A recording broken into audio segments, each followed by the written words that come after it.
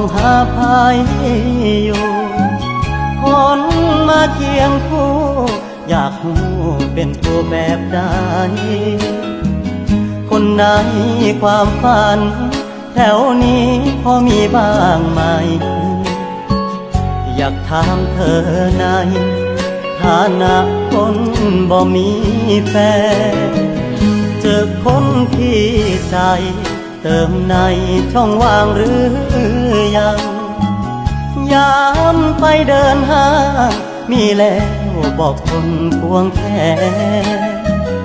รสนิยมแบบใดใกล้คำว่าแฟ